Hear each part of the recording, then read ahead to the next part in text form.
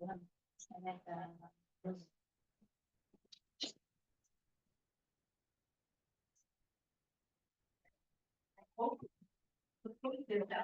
son's moved. I don't remember if it's a son or a grandson that moves there, but basically Bohush is a stream of Rizhin Chassidus, okay?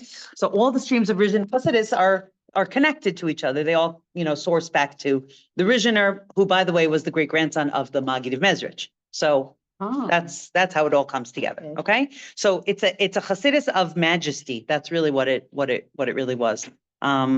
Baruch Hashem, there's actually many descendants, and it's actually a living, thriving Chassidus. Not all the strains are like as as big, but there is like descendants and Chassidim or descendants of the Chassidim are learning this. Part of the reason why Rizhin survives is because they actually leave Europe after World War I. A lot of them and come here and live in Tel Aviv. There are Rizhiner Rebbeim like Bohush, Sadiger, Husyatin, Stefanesh. These are all Rizhin Chassidus. They're buried in Tel Aviv. They're buried in Tveria. So they it moved here. So the Ner Yisrael Shul, which is in Yerushalayim, is Rizhin. That's a Rizhin shul. It was the first Chassidic shul in the old city. And it's just being refurbished or been refurbished. I think people can actually get into it now. Anyway, okay, our history lesson has now been completed. Okay, but I love Rizhin Chassidus. Okay, and you mentioned Mezrich, then at least I know where I'm. Okay, yes, where you are. Okay, Vilich ora yipaleh hadavar. Right, so he feels the same way. It's like so strange that Rashi says this. Yes, okay. Dehare Yosef pana be'atzmo el sar hamashkim ubiksho sheyizkarehu. Okay, so it's surprising. Okay, we're going to do this. It's going to flip the whole thing on its head. So some of the translation is going to seem off to you as I do it until we get to the end. Okay, it seems surprising that Yosef himself turned to the sar hamashkim, right, and asked him to help him. Right now. That could be read in two different ways. It's surprising that Rashi says this because Yosef is Yosef HaTzadik, right? And it's so surprising, like it's almost Ke'ilu Rashi is criticizing Yosef, which doesn't make any sense, right? And that's why we all hate this Rashi, because we don't hate. We strongly dislike this Rashi because it feels like Rashi is criticizing Yosef. And Yosef is a hero, right? Like Yosef HaTzadik. It's like very much and it's not fair also. Like we don't like this Rashi because it feels not fair that, that's like a very normal thing to do, that Yosef should, ask to be remembered, or that, and like, why should he have to sit in jail 2 more years? If you know that Yosef had dreams, and you think that he saw more than other people, and I don't know why Rashi is wrong for thinking that he should have just been above that. That feels yucky.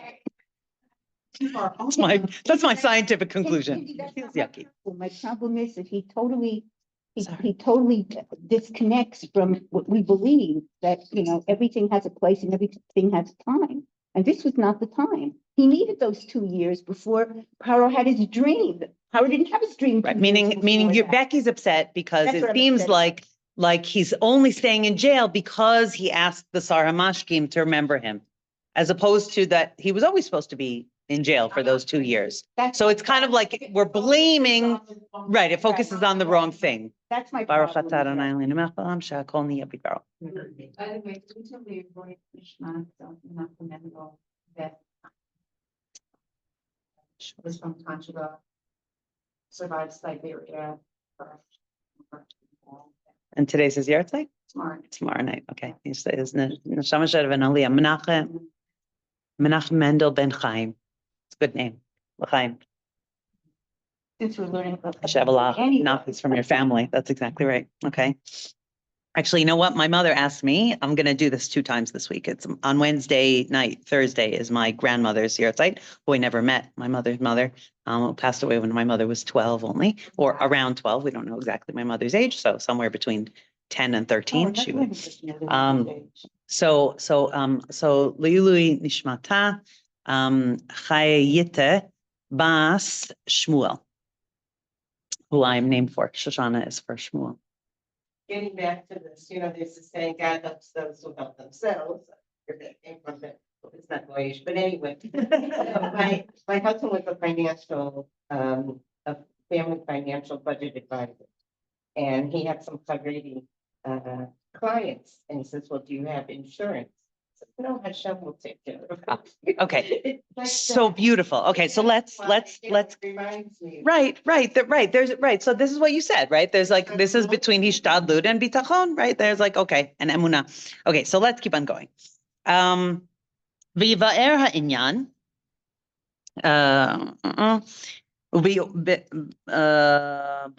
Bo'ar ha'inyan al pi ma'amar harav hakadosh Rabbi Pinchas Mikoritz. Okay, Rabbi Pinchas of Koritz was a student of the Baal Shem Tov. Okay, he was one of the first Hasidim. Zuchuso yagen aleinu she'amar dekesheyesh la'adam 10,000 ruble kesef tzrurim b'tevato azai tov lo liot bal bitachon b'Hashem. Okay, so he says it's something very interesting, and he's actually going to explain it in a unique way. But basically, what is he saying?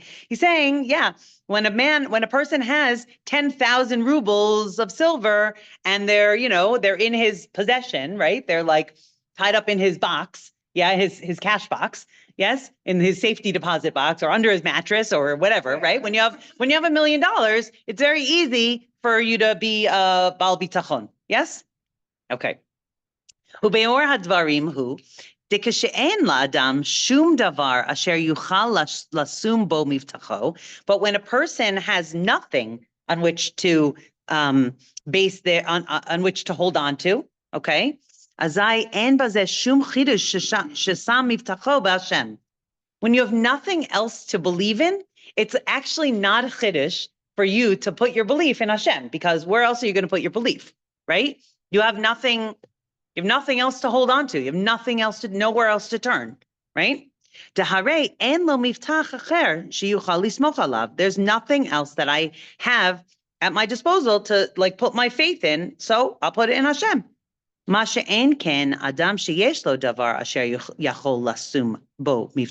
is not true in the case when a person does have something to put their faith in. But even so, they don't put their is it a typo? Livroach, I don't know, that's what it says. Livtoach, sorry, yeah. Livtoach. Livtoach bazeh.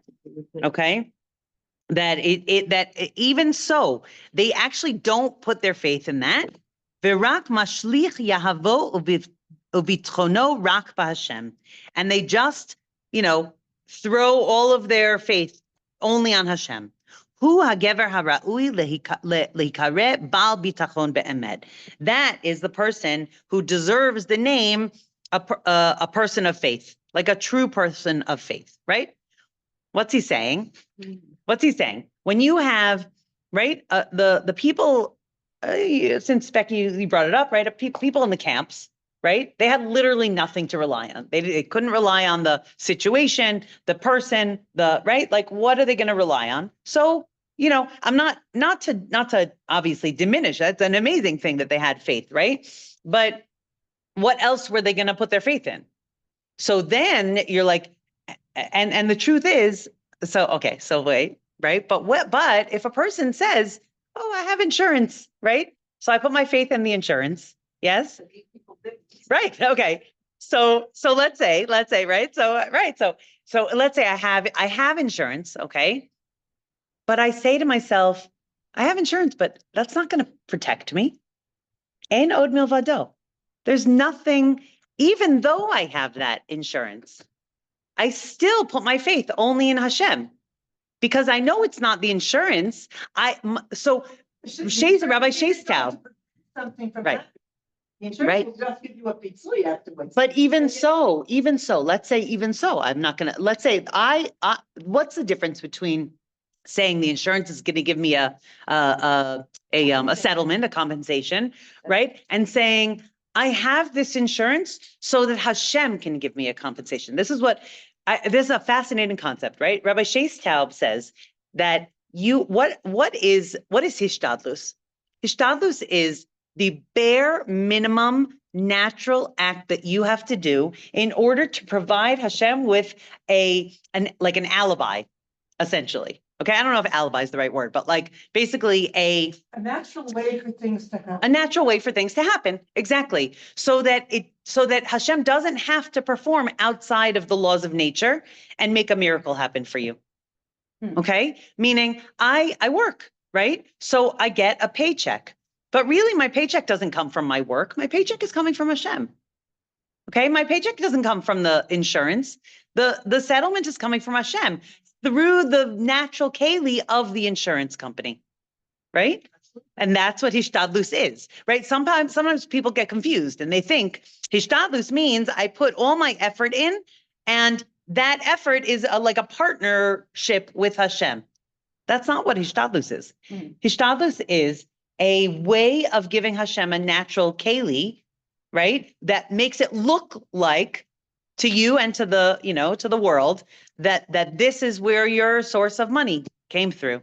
That you go to the doctor so that it can look like your healing is coming through the medicine that the doctor gave you. But really, who is the healing coming from? Hashem. And that's what this is.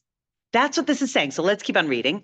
V'zeh haya kavanat Yosef bifnoto el sar hamashkim. I love this, right? She's karehu. This is what Yosef was trying to do to right? It like totally flips the whole thing on his head, that when he tells the sar hamashkim to, remember me to Paro, דאף על פי שהיה יכול אז לסמוך ולבטוח בו שיזכרהו, עם כל זה לא פנה לזה אלא שם בהשם מבטחו. That it could be like כאילו he has as if he has another way of getting out of jail, as if he has this 10,000 rubles in his safe deposit box, right? As if he's saying, okay, there's another way for me to get out of jail, but now I'm still putting all my faith in Hashem, right? And that becomes even greater faith, because that's like, according to this, this concept, right? That Reb Pinchas Kortz is saying, right? That's a person, that's actual faith. When you have nothing else to have faith in, of course you have faith in Hashem, right? But when you do have something else to have faith in, to actually turn the faith, continue to focus it on Hashem, that's actually like a certain flavor of bitachon that is, like, in a way, even more gewalt. Because a lot of times when they make a decision, they'll ask a rabbi for anything that they want to do. They'll go to a rabbi and say, what do you think we should do with this? But I wonder if that started maybe from this. Maybe because you're putting your faith in Hashem for everything that you have to do. So I'm going to go to the rabbi and like ask him. Interesting. I don't know. Like it gives you a Right, like not that I'm making every decision on my own. I mean, sometimes I feel it's a slippery slope, because I feel like sometimes like the rabbi is the one that, but I'm just wondering, because I've never understood why, like, everything that we do. Right, it's interesting. Rabbi. Right. I mean, look, on a human level, there's a concept of guidance, getting guidance and like opening your head a little bit more to other perspectives. Like that's a. To a rabbi and ask you to think that you go to a Right. doctor, or they do that a lot of times. I'll be consulted about that. We all do that. But I mean, people used to. Right.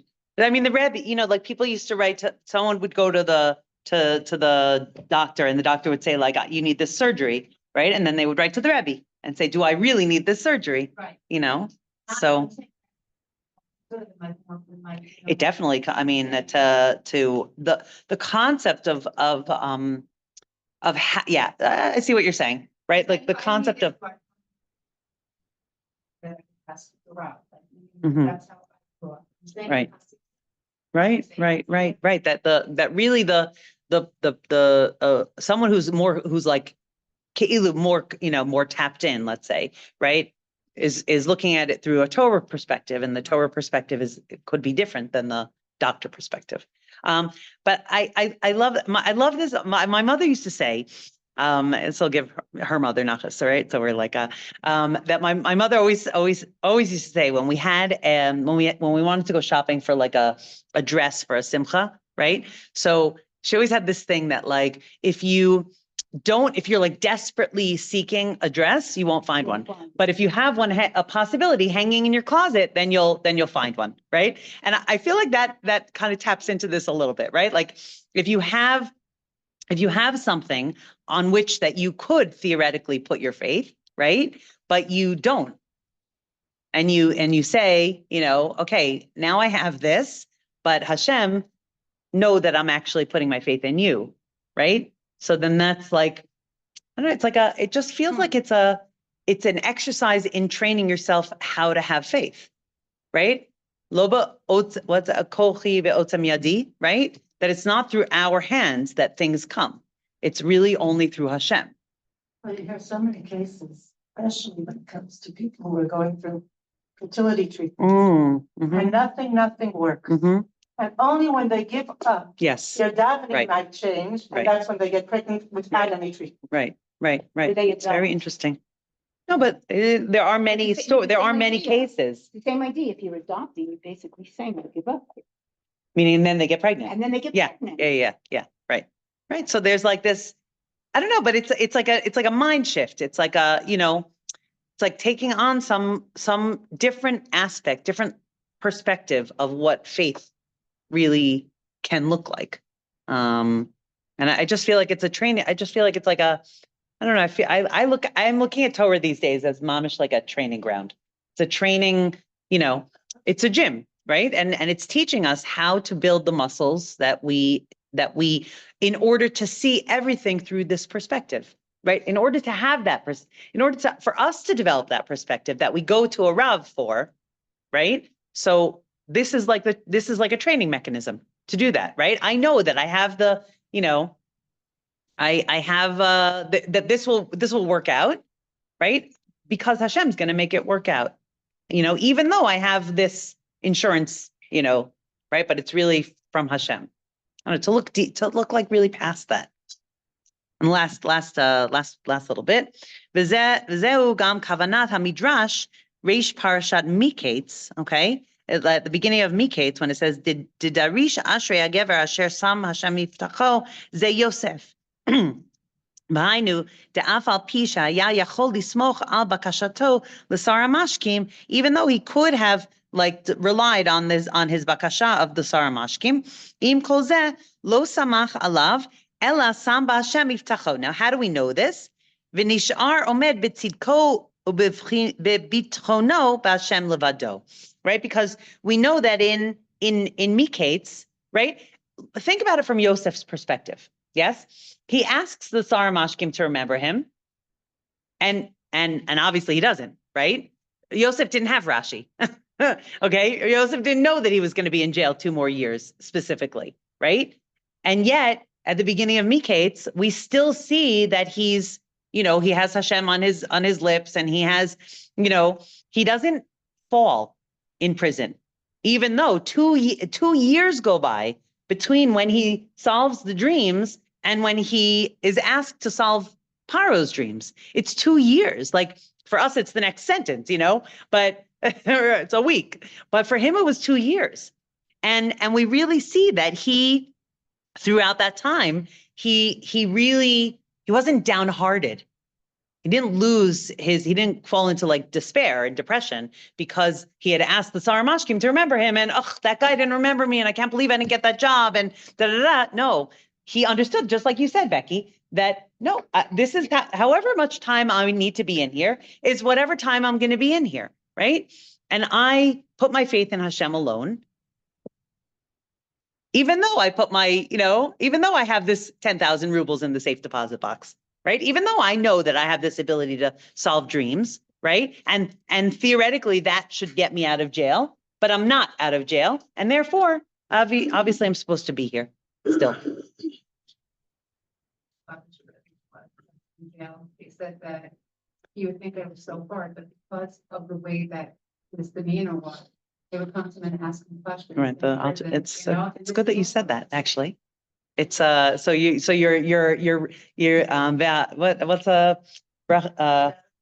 no, brachat hamitkavenet, right? Okay.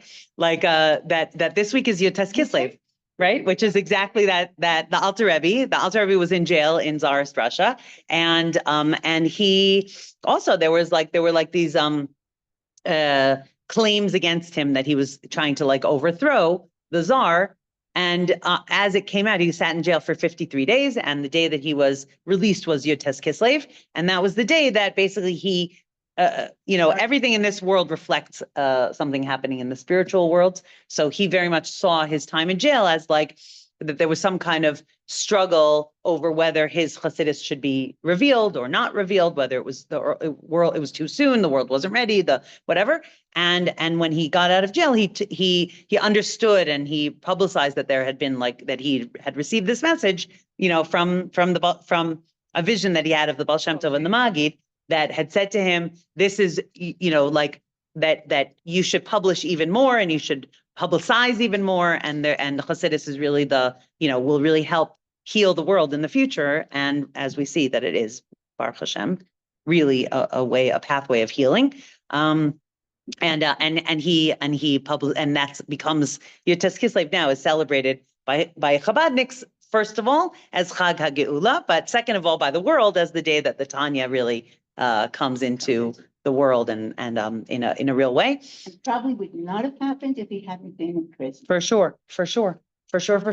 And that's exactly right, because also in prison, he was very much seen as a holy person. He wouldn't eat the whatever, and he had this aura about him, and there are many, many stories about what happened there. And yeah, it's very similar. Yeah. And it's always read, like there's a very strong connection between these two events in history. No, it's in the Parsha. Yeah, I mean, I didn't say it. The Alter Rebbe said it. You live with the times. Okay, let's go back up to the top. It's not just today. Rafira is not just considered a Rav for Chassidut. He's considered a Rav for anybody. Rafira. Who's Rafira?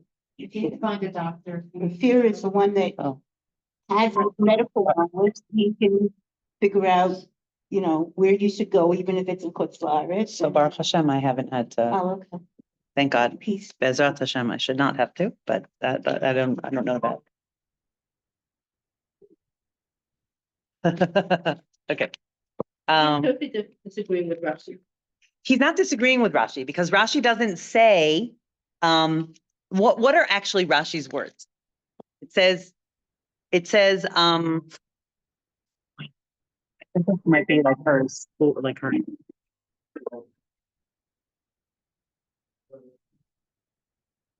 What about?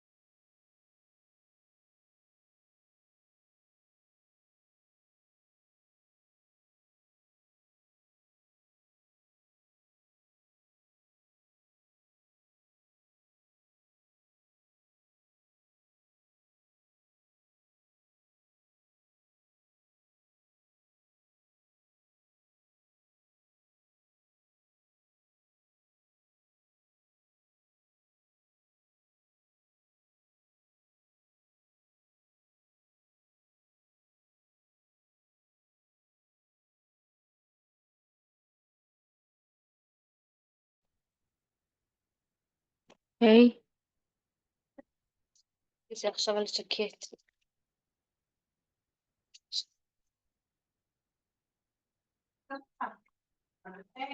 For Yosef, this becomes a training ground for him to double down on his faith in Hashem.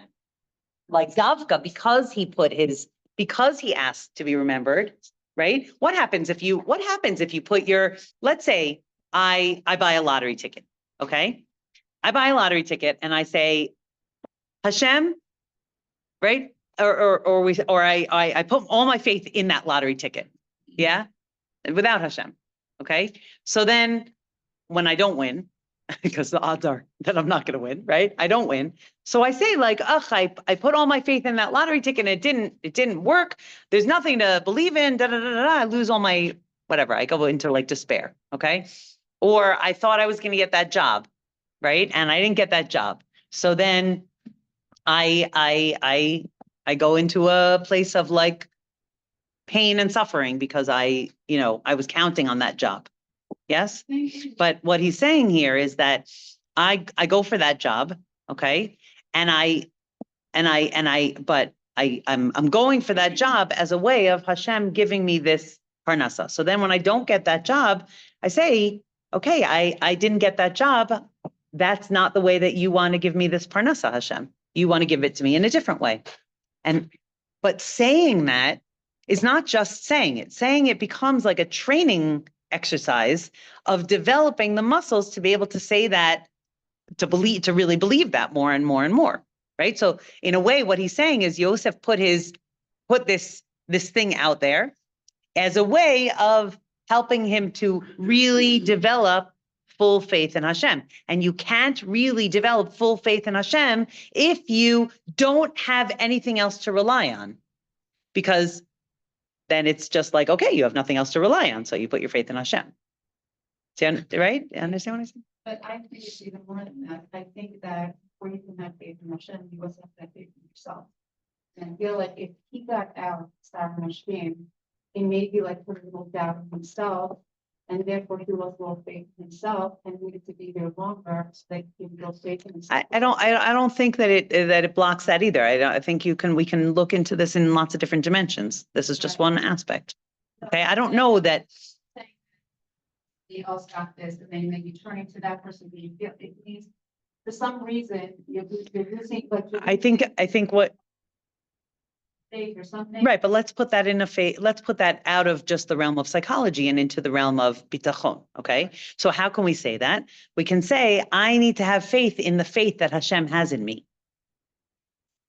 But you're saying it in a way of personal development, right? Which is true. But what we're talking about here is bitachon. I get it, but for him to have that and also to be able to come out and then be the vice reverend, he comes out, he himself has to grow on his own Right. faith and, also to believe in Hashem, but together. It's not just like. Right, but what I'm saying to you is that, yes, I agree with you 100%. But for this purpose of this shir and this piece, right, what we're saying is about the bitachon, right? Okay, but I could take what you're saying and put it into here by saying, and I think it's an important point what you're making, right? That we have to have faith in the faith that Hashem has in us. Which is right. Which is what you're saying, but putting it in the realm of bitachon and not just like personal growth and psychology. Right. Okay.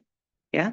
Yeah, no, I get it. All right. Let's go to the top because I think this will help us also to develop another flavor of this, and you'll see why I wanted to do the bottom piece first. Okay, but very much that was the last pasuk, and we're doing maybe this will be a trend. We'll do the first pasuk and the last pasuk of the parsha.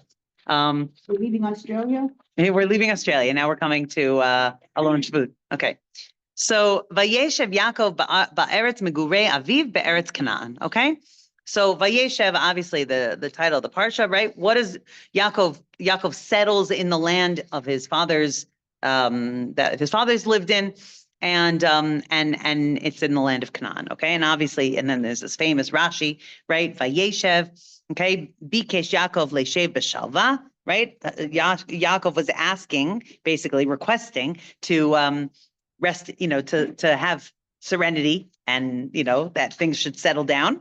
Kafatz alav ragzo shel Yosef, and it jumped upon him the whole thing with Yosef. Tzadikim evakshim leishev b'shalva, and Rashi brings this like concept, right? It's from the Midrash that it's kind of like, even though tzadikim, really want shalva in this world, Amar Kadosh Baruch Hu, lo dayan letzadikim, ma shemetukan lahem leolam haba, ela shemvakshim leishev b'shalva ba'olam hazeh. And it's almost like Hashem is like being like sarcastic in a way, right? It's not enough for tzadikim that it's set for them that they're going to have shalva in the next world. They also want it in this world, right? And that's like the kind of like Hashem is like, it's almost like Hashem is like in disbelief that, that Yaakov wants shalva. And therefore he kind of like, puts on him like, no, it's not the time for that. The time for that is, there was a kid that, one time I had a group in Yad Vashem, and this girl like started having like I could see that she got like very flustered. We didn't even go to the museum yet. We're sitting like in the school building and I was giving out like the headsets and stuff. And she was like having like a whole like thing. And what happened? She realized that she was wearing this sweatshirt that said, I'll rest when I die. Right. And she realized, like, I mean, it in a way it was like a positive statement of, that she was wearing that, like, meaning what's the concept there? That there's a lot to do. There's more to do, right? Like right. But then she felt like, oh my gosh, this is like mamash lo matim for this place. I felt like it was actually a very beautiful thing that she was sensitive to that idea. So she wanted to like wear it inside out, or she didn't want to walk around with this sweatshirt on. And so she was like asking other people, she only had short sleeves underneath. She didn't want to wear short sleeves. She was like asking if anybody had an extra sweatshirt. And in the end, she turned it inside out and she put it back on. But I that's like this idea, right? Meaning like Hashem is kind of like, no, not yet. Right? Like that's for the Olam Haba. Okay. He was tortured for 22 years. Okay, so let's see what the Torah says. Okay, I mean, let's see what the Chassidus says. Excuse me, Mevaser Tov. Okay, Torah, but let's see what the tzaddik says. Okay, Mevaser Tov is Biala. Okay, Rabbi Ben Sion of Biala. Mahut bakashat Yaakov leishev b'shalva. What's the essence of Yaakov's request to like have serenity, have settle down, that things should settle down? Shechashav she'achar kol avodat ha'avot shelefanav, that after all the avoda that he did and that Yitzchak and Avraham Avinu did, ve'atzaros ve'atikunim she'asahu atzmo im Lavan ve'im Esav, and right, all the tikunim that he did with Lavan and with Esav, yuchal me'ata le'shei b'shalva, that from now on he could relax. Lolo hafraot v'nagduyot v'amniim harabim ba'avodat Hashem, without all of the disturbances and obstacles and right, like just like things that rise up against you, right? Okay, like that he thought, right, that there's like different ways of avodas Hashem, yes, and that like he felt like he had done that, been there, done that. I did all the jumping over the obstacles. I did all the breaking down the walls. I did all the tikkunim of that. Now it's time for the avoda that's called shalva. Kafatz alav rugzo shel Yosef. So it jumped, the whole issue, trouble with Yosef kind of like jumped on him. Ramzo lo mina shamayim. So it hinted to him from Hashem. Shetzarich ata letaken tikun gadol ma'od b'nisyonot kashim umarim she'adayin lo avru ha'avot shelefanav klal. Nope. Because there's more to fix. There's fixing that your fathers didn't actually have to do yet. Okay. And these are really the hardest fixings, the hardest healings. Ubegalut rugzo shel Yosef. Okay. Avru Yaakov v'Yosef et hanisayon hachi kasher. That in Gullus, and obviously not physical Gullus, okay, because they're back in Eretz Megurei of Aviv, right? That the concept of Gullus, and Yosef goes back down to Mitzrayim, right? So and Yaakov does, you're right, also. I'll say sorry, but that this is really the hardest test, ונצטרכו לתקן בזה לדורות עולם הזמנים והניסיונות של הגלוס הקשה ביותר ששייך באיש ישראל. What's the hardest galus that we face, and that they needed to sort of start us off on healing and fixing? והיינו בבחינה האמורה שעיקר תיקון יעקב אבינו עליו השלום הוא בתוך בית איש ישראל בביתו פנימה. That really the biggest fixing, the biggest healing, the hardest work is inside, okay, internal. בצרות פנימיוס ובקשיים המעיקים מאוד על ליבו של אדם. That really it's not, I mean, in some ways it looks like the obstacles that are outside of us are the hardest to overcome, but really what he's saying is that it's the obstacles that are inside of us that are the hardest to overcome, that they are ki'ilu, like the last obstacle. And, this very much resonates with me, right? That Baruch Hashem, like our generation, okay, fine. We are, we have this very, physical thing that's happening, right now in the world, but in our own personal lives, right? Baruch Hashem, none of us is starving, right? We're like, thank God. We're not physically on a daily basis facing the kinds of obstacles that people had to face throughout other generations of literal survival in terms of like daily bread and daily sustenance and daily, like if you don't, go to work, then you don't get paid and you have no money to buy food. Like it's, our generation has the most food of any generation in the history of the world. And yet, But we we still have daily survival. well, so right now, we have daily survival, okay, but not really, because we have, I'm not saying not really, we have, but really what he's saying is that our biggest struggles are really the inner struggles, are really the struggles that we face of what you were saying before, right? Okay, and what we changed, well, even what we changed it to, right? Like we actually have a lot of emunah in Hashem. What we don't have emunah in is Hashem's emunah in us. Okay, well, like it's there's a lot of that out there, like that it's not that I don't have faith in Hashem. It's that I don't know if I can handle what's going on, right? That's really where, when it comes down to my own personal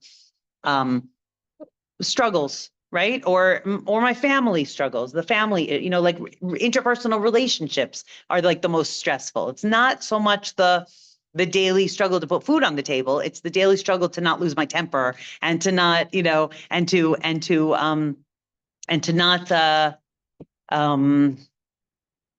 don't know, have our self-images be based on, on what the world tells us we're, we are, whatever, all these kinds of internal struggles. Does this resonate at all? Yes? No? Okay.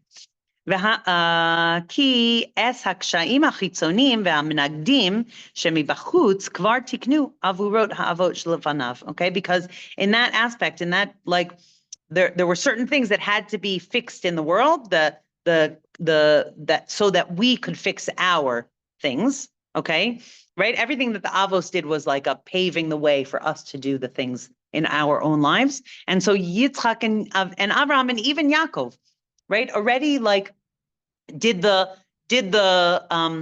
tikkunim or open the door to tikkunim chitzonim, okay, outer struggles, okay, and really as the history of the world has unfolded, Am Yisrael, right? I mean, think about what position we're in. We're in Eretz Yisrael. We have an army. I'm not saying that we should put our faith in the army, but it's just it's a different situation. I mean, we put our faith in Hashem through the army, right? That's the first piece. But it's a very, very different physical situation than, let's say, the 1300s in Germany, when the Black Plague comes, and there's huge pogroms and huge, right? And people are like mamash, like struggling physically to survive. Okay, we're like facing different struggles. Bichlal. Although we put Slarets. So it's come back upon them in a different way, It's very different than it used to be. Okay, because A, they do have a place to come, right? B, they're in a very different position to face that, meaning it's not the same as I know people like to say it's the same, but like when you're, so we brought, right, we started this year with your family being in Germany in Germany itself, under Nazi rule, right? So that was the government of the country. Okay, the anti-Semitism that people are facing in America and in France and in England, right?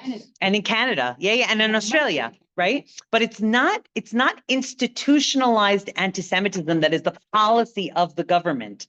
Okay, that's very different, right? And in Nazi Germany, Jews lost their citizenship. They had no recourse. There was literally nothing for them to be poel by, okay? And they had nowhere to go. So those two things are very, very different for this situation. Not, you know, obviously it's very challenging, but how they have to face it is in developing different skills and different strengths than the Jews like in Nazi Germany. And that's also what he's saying here, right? Meaning what Yaakov Avinu opened for us through dealing with the tests that faced him on a pnimi level with the whole thing with Yosef is very different than what he opened for us with the tests that he faced with Lavan and Esav, and what Yitzchak faced and what Avraham faced.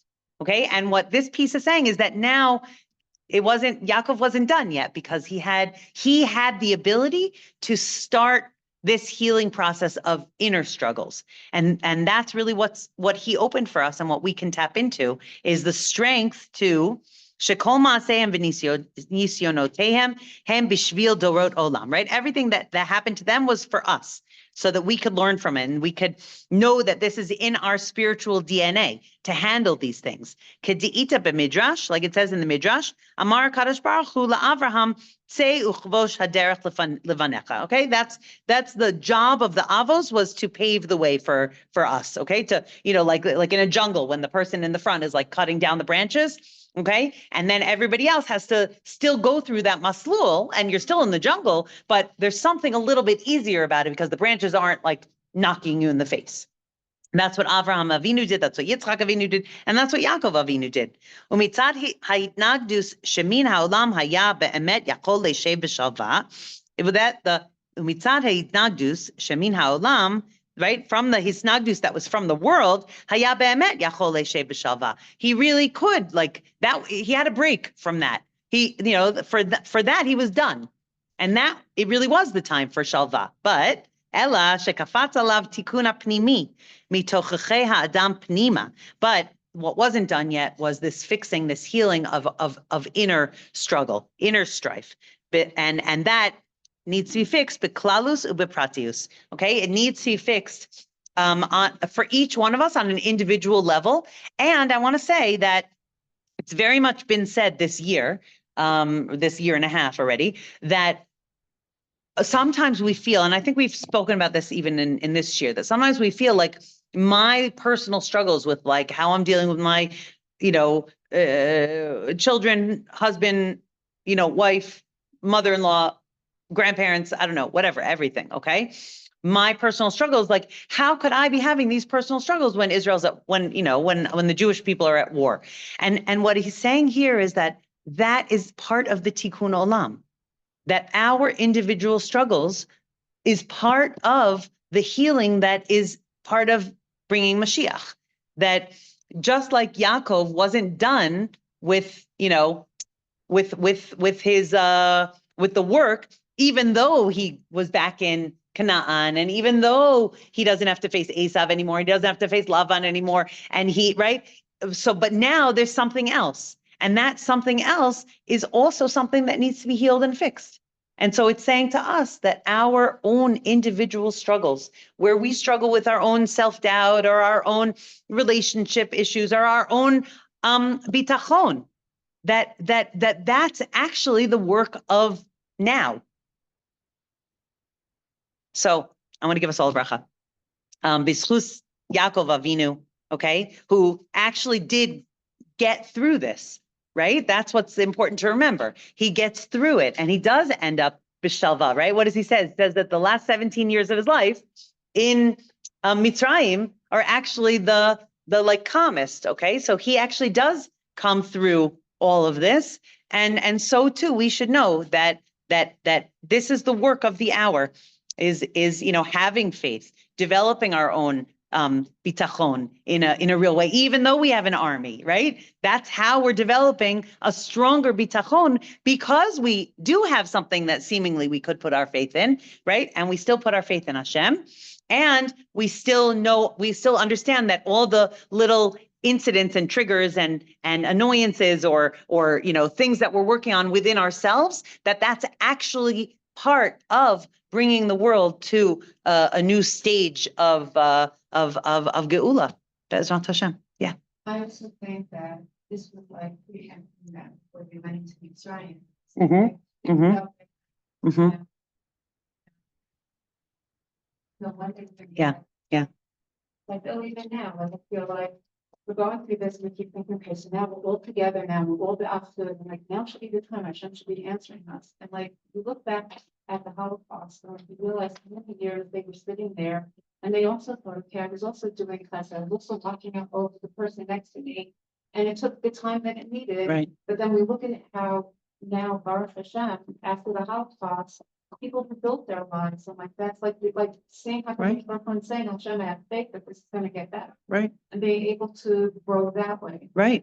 That's a pathway of growth that needed to be opened, and what has been happening. Right.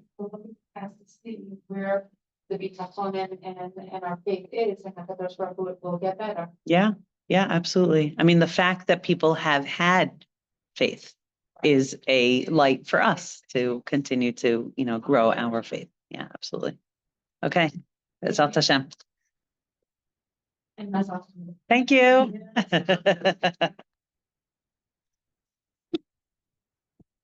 That was like a little bit of an exercise in trusting, in opening our hearts to it seems like, right? There's like a new way of like saying that, okay, the Hasidus takes it and looks at it from a different angle. Yeah.